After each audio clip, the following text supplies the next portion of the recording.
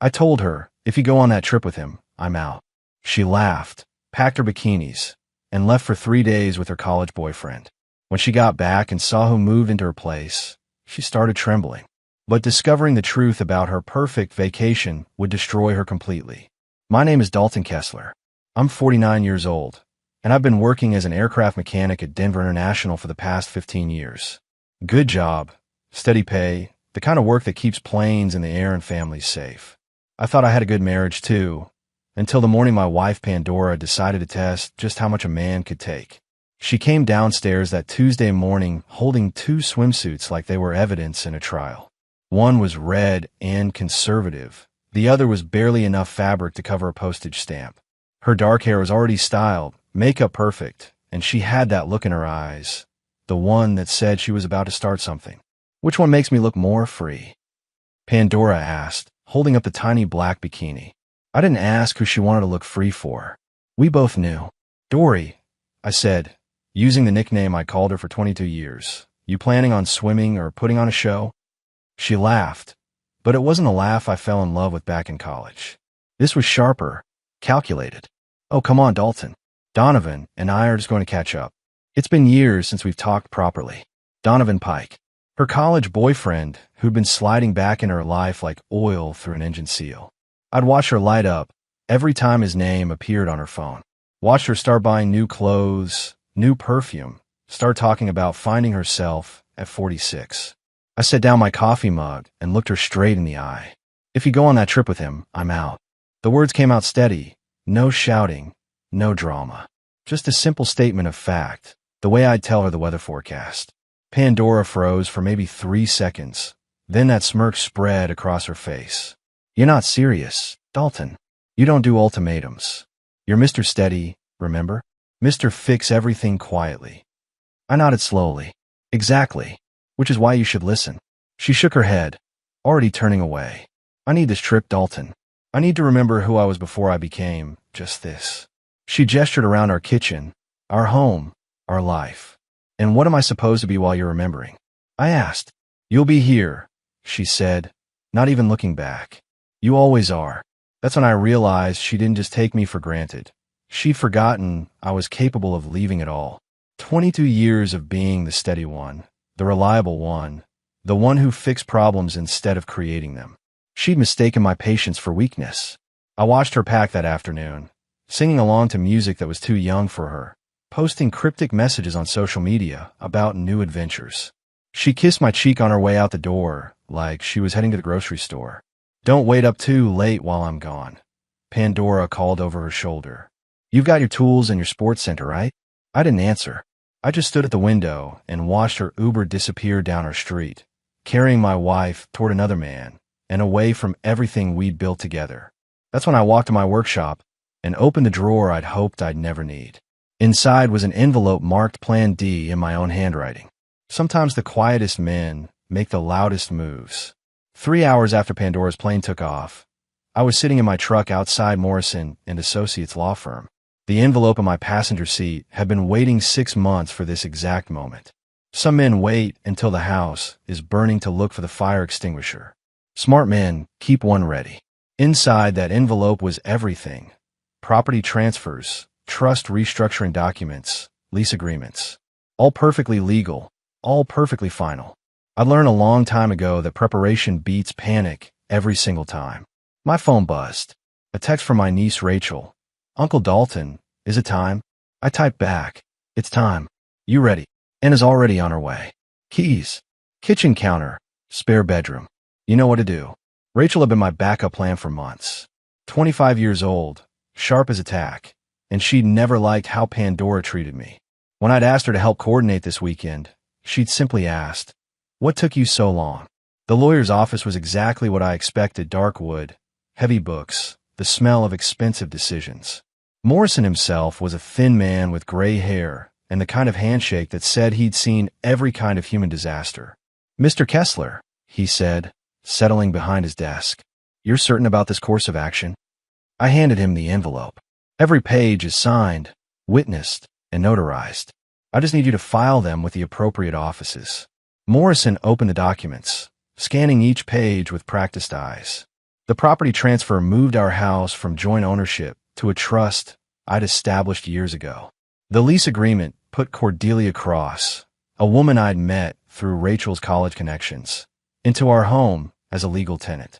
Everything had been planned down to the last detail. "This is comprehensive," Morrison said. "Your wife will have no legal recourse." "None," I replied. "She signed off on the trust structure in 2019 when we were doing estate planning. Said she didn't need to read the fine print because she trusted me." I almost smiled at that.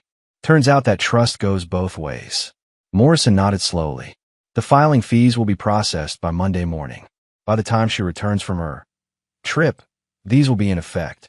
I stood and shook his hand. "Appreciate your discretion." "Of course. Though I have to ask, what if she comes back early?" I headed for the door. "She won't. She's having too much fun posting pictures of her freedom." Outside, I checked my phone. Sure enough, there was Pandora's latest Instagram post. A selfie in the airport with the caption, "Adventure awaits." She had no idea that while she was chasing her past, I was busy erasing her future. 24 years of marriage had taught me one thing. Pandora always underestimated the quiet ones. Today, that mistake was going to cost her everything. I drove home to an empty house, but for the first time in months, it felt peaceful. Saturday morning brought the first photos. Pandora had always been addicted to social media, but this weekend she was posting like her life depended on it. Each picture was carefully staged to show me exactly what I was missing. The first one showed her in a bright red bikini by some resort pool, drink in hand, caption reading, "Finally living MY life." I studied the image like I would a damaged aircraft part, methodically, looking for details others might miss. That's when I saw it. In the reflection of her oversized sunglasses, barely visible unless you knew what to look for, was a table setting for 3. Not 2. 3 wine glasses, 3 plates, and a man's hand that definitely wasn't Donovan's. Donovan wore a cheap digital watch with a split screen. This hand wore a gold Rolex, and the skin looked older, more weathered. Someone else was bankrolling this little vacation, someone Pandora hadn't mentioned. I screenshotted the image and zoomed in until the pixels started to break apart. There, in the corner of that reflected table, was a bottle I recognized, Opus One Cabernet. $800 a bottle. Donovan Pike was a personal trainer who drove a 10-year-old Honda. He wasn't buying wine that cost more than his monthly car payment. My phone rang. "Rachel, Uncle Dalton, you need to see this. I'm sending you a link." The link led to the resort's website, specifically their restaurant section. The terrace at sunset, exclusive dining, reservation only, dress code required. I called the resort directly. "Terrace reservations. This is Miguel speaking. Hi, I'm trying to reach my wife. She's dining there tonight. Pandora Kessler." "I'm sorry, sir, but we don't have anyone by that name on tonight's reservation list. Maybe she's under her maiden name? Pandora Voss." "No, sir, no Voss either. How about the gentleman she's with? Donovan Pike." "No Pike reservation, sir." I hung up, my jaw tight. She wasn't just cheating. She was being bankrolled by someone with serious money, someone who could afford to wine and dine my wife while keeping his name off the reservation books. That's when the second photo came through.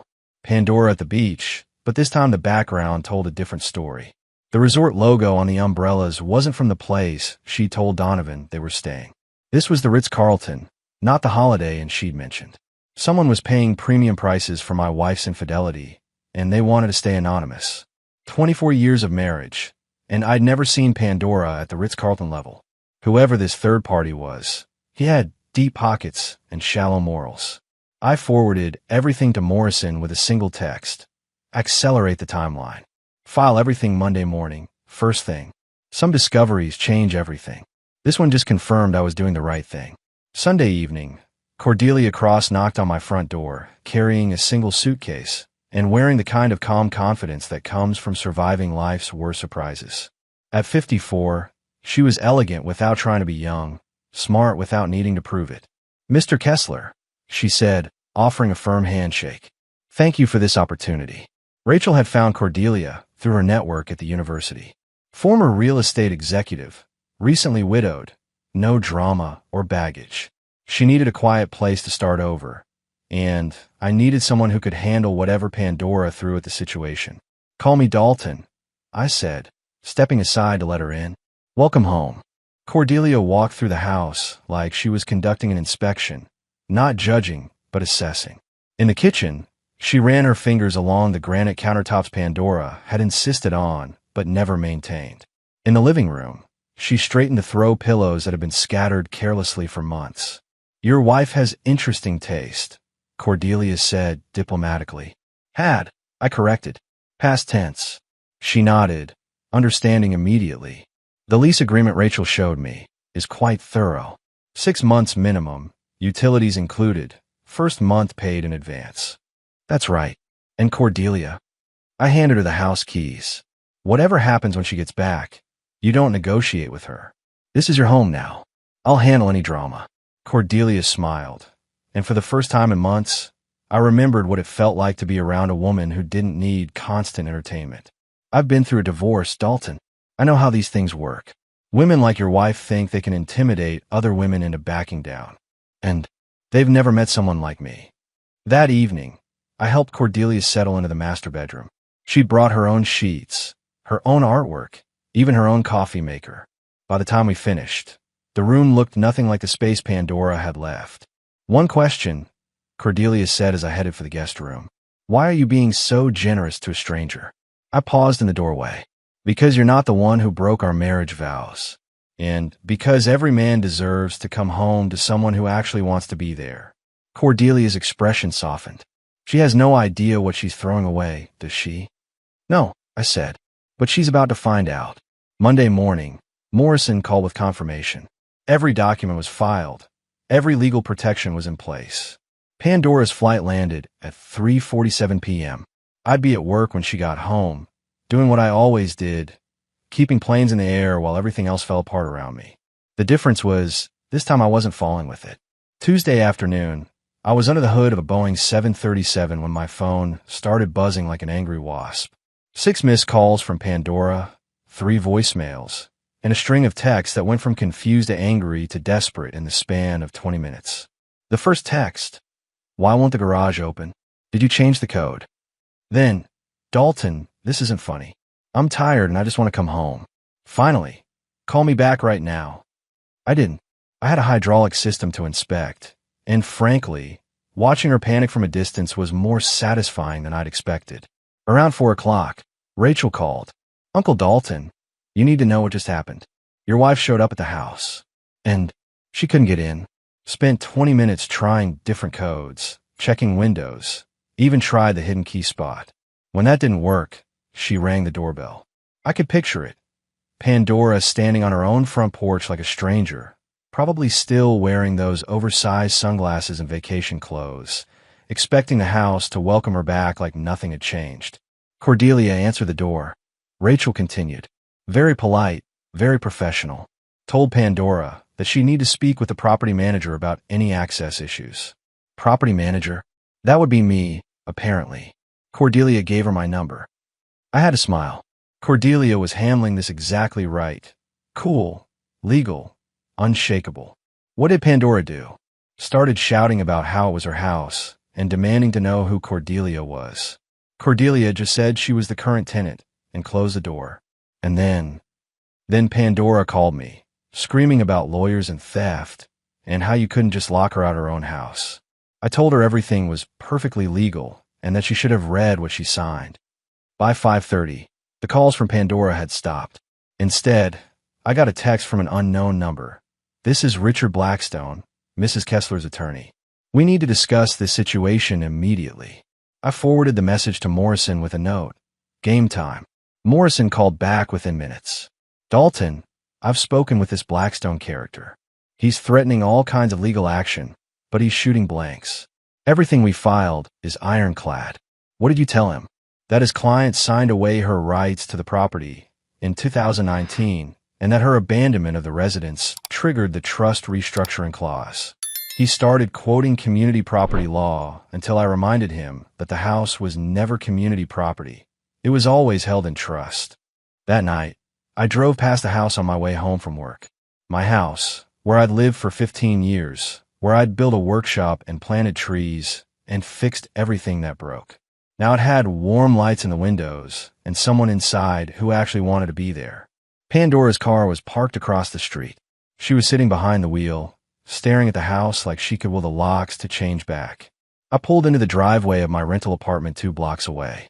Tomorrow, Pandora would start to understand that some decisions can't be undone. And honestly, I was sleeping better than I had in months. Wednesday morning brought the nuclear option. Pandora hired Richard Blackstone, the kind of lawyer who advertised on bus benches and promised to fight for your rights. His office smelled like cheap cologne and desperation. Morrison had warned me this would happen. Dalton, men like Blackstone make their money on intimidation and bluster. When that doesn't work, they usually fold pretty quickly. The phone call came at 7 a.m. while I was getting ready for work. Mr. Kessler, this is Richard Blackstone representing your wife. I'm calling to inform you that you have 24 hours to restore Mrs. Kessler's access to the marital home, or we'll be filing for emergency relief. I've been expecting this. Mr. Blackstone, you might want to check the property records before you file anything. That house hasn't been marital property since 2019. Sir, I don't care what paperwork tricks you think you've pulled. Arizona is a community property state, and the house is held in an irrevocable trust that your client willingly signed into. I interrupted. A trust that she triggered by abandoning the residence for more than 48 hours without notice. Silence. Then, we'll see about that. 2 hours later, Morrison called me at work. Blackstone filed his emergency motion. The judge took one look at our documentation and dismissed it without a hearing. Told Blackstone he should have done his homework before wasting the court's time. What's next? Now, they'll probably try to claim fraud or duress, anything to invalidate the trust documents. But they can't. Pandora signed everything in front of witnesses, had independent legal counsel present, and waited the required 7-day review period. That afternoon, I got a call from Cordelia. Dalton, your wife showed up again, this time with a locksmith. What happened? I called the police, showed them my lease agreement, and my ID showing this as my legal address. The officers explained to Mrs. Kessler that what she was attempting constituted breaking and entering. How did she take that? Not well. She started screaming about how I was some kind of homewrecker, how you couldn't just replace her with a stranger.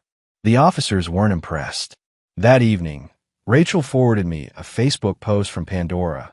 When someone you trusted for 24 years destroys your life while you're trying to find yourself. Some people are not who you think they are.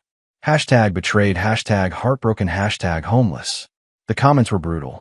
Her sister, actions have consequences, Pandora. Her best friend from college, girl, you made your bed. Even her yoga instructor, maybe use this time for self-reflection. I closed the app and leaned back in my chair. Pandora had spent years building a social media image of the perfect wife and mother. Now that facade was collapsing, and everyone could see the truth underneath. My phone buzzed with one last text from her. Please, Dalton, can we just talk? I made a mistake, but this is too much. For the first time since this started, I replied. You didn't make a mistake, Pandora. You made a choice. Now live with it. Then I blocked her number. Some bridges deserve to be burned. Thursday evening, I was having dinner with Cordelia when Pandora finally worked up the courage for a direct confrontation. We were sitting at the kitchen table, my kitchen table, in my house, sharing a meal that Cordelia had actually cooked from scratch when the doorbell rang. I'll get it, Cordelia said calmly, wiping her hands on the napkin. You sure? It's probably. I know exactly who it is, Cordelia replied, standing up. And it's time we had a proper introduction. I heard the front door open, then Pandora's voice, shrill and demanding. Who the hell are you? And what are you doing in my house? Cordelia's response was measured, professional. I'm Cordelia Cross. I live here. And you are. I'm Pandora Kessler, and this is MY House. I'm afraid there's been some confusion, Cordelia said. This residence is currently leased to me through a legal agreement. Perhaps you should speak with the property management company. I walked to the living room doorway, staying back but close enough to intervene if needed. Pandora was standing on the porch in designer clothes that screamed, expensive vacation. Her face flushed with anger and disbelief. Dalton, she shouted when she saw me. Tell this woman to get out of our house. It's not our house anymore, Pandora, I said quietly. You made sure of that when you chose your weekend with Donovan over 24 years of marriage. I made a mistake. People make mistakes, Dalton. No, I replied, stepping beside Cordelia. Mistakes are when you forget to pick up milk. What you did was make a calculated decision to throw away everything we built together.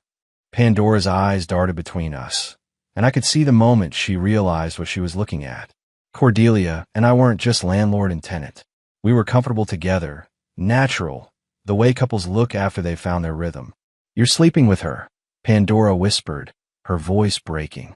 Cordelia spoke before I could answer. Where I sleep is none of your concern. What should concern you is that you're trespassing on private property. Trespassing? This is insane. Dalton, you can't replace me with some stranger. I didn't replace you, I said. You left. I moved on. Pandora started crying then, the ugly kind of crying that comes when someone realizes they've lost something they can't get back. Please, she begged. I'll end things with Donovan. I'll come home. We can go to counseling. We can fix this. I looked at her standing there in her vacation clothes, jewelry I'd never seen before, probably paid for by her mystery benefactor. She looked desperate and lost, and completely foreign to me. Pandora, I said gently, there's nothing left to fix. You broke it beyond repair. Cordelia stepped forward. Mrs. Kessler, I think it's time for you to leave. If you have legal concerns, please have your attorney contact the appropriate parties. Pandora looked between us one more time, then turned and walked away. I watched her get in her car, a rental, I noticed, since she'd apparently left her own car at the airport. Well, Cordelia said, closing the door, that went better than I expected. Better. She smiled. She could have thrown a rock through the window. We returned to our dinner, but something had shifted. The confrontation was over, and Pandora finally understood that her old life was gone forever. Friday morning brought the call I'd been expecting. Morrison, my lawyer, with news that changed everything. Dalton, you're going to want to sit down for this. My investigator finished digging into your wife's activities, and it's worse than we thought. I was in my workshop at the airport, surrounded by the organized chaos of aircraft parts and diagnostic equipment. The familiar smell of hydraulic fluid and metal somehow made the news easier to take. How much worse? The man in those resort photos? It's not just some random rich guy. It's Vincent Castellano, owner of Castellano Construction. He's married, has 3 kids, and he's been under federal investigation for bid rigging and tax evasion. I set down my wrench. Federal investigation? Gets better. Your wife's been depositing cash into a separate account for 6 months. $25,000 so far, all in amounts just under the federal reporting requirement. The pieces started falling into place. Pandora's sudden interest in girls' nights out. Her new jewelry, new clothes, expensive tastes she'd never had before. She hadn't just been cheating, she'd been getting paid for it. Morrison, what does this mean legally? It means your wife might be an accessory to money laundering. And it means when the FBI comes calling, and they will, you want to be as far away from this mess as possible. That afternoon, I called Cordelia at the house. Cordelia, we need to talk tonight. Something's come up. How serious? Federal investigation serious. When I got home that evening, Cordelia was waiting with coffee and a concerned expression. Tell me, she said simply. I explained everything. Vincent Castellano, the money, the federal investigation. Cordelia listened without interrupting, her face growing more serious with each detail. Dalton, she said when I finished, you realize what this means? That my wife is in serious trouble. That you could be in serious trouble. Spouses can be held liable for each other's financial crimes, especially if there's any question about what you knew and when. I hadn't thought of that. What do you recommend? Complete documentation of everything. Bank records, credit card statements, anything that shows you had no knowledge of these transactions. And you need to report this to the authorities before they find out on their own. That night, I lay awake thinking about the woman I'd married 24 years ago. The college student who'd been smart and funny and honest. How had she become someone who took money from married men under federal investigation? Saturday morning, I made 2 phone calls. The first to Morrison, authorizing him to cooperate fully with any federal investigation. The second to the FBI field office in Denver. Special Agent Rodriguez speaking. Agent Rodriguez, my name is Dalton Kessler. I have information about Vincent Castellano that I think you need to hear. Some marriages end with arguments or lawyers or tears. Mine was ending with federal agents and money laundering charges. But at least it was ending honestly, which is more than I could say for how it had been lived. 3 weeks later, Special Agent Rodriguez called with an update that made everything crystal clear. Mr. Kessler, we've arrested Vincent Castellano and 3 associates on federal charges. Your wife's name came up during questioning. I was at home with Cordelia, enjoying a quiet Sunday morning that had become our routine. Coffee, newspaper, actual conversation instead of complaints and demands. What kind of charges? I asked.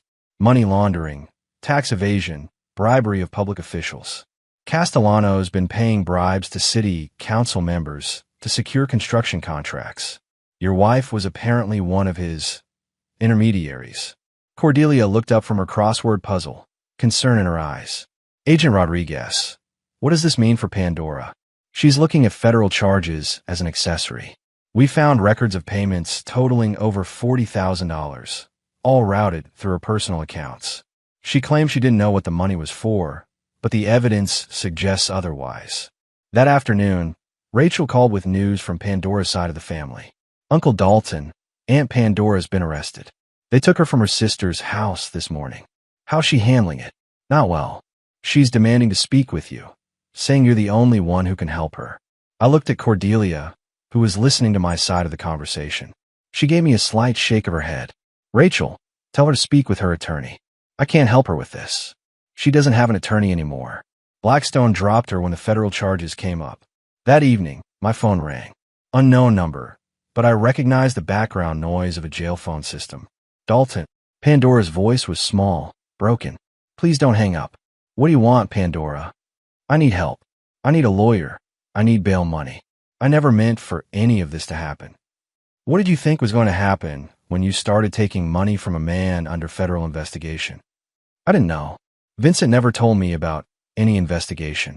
He said it was just payment for companionship. Payment for companionship.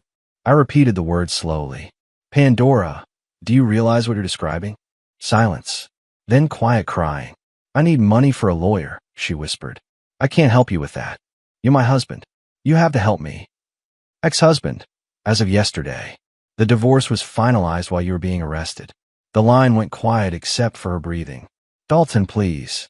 I know I made mistakes, but I never meant to hurt you. Pandora, I said gently. You didn't just hurt me. You destroyed 24 years of trust for money from a criminal. That's not a mistake. That's a choice. What am I supposed to do? That's not my problem anymore. But I'll give you some free advice.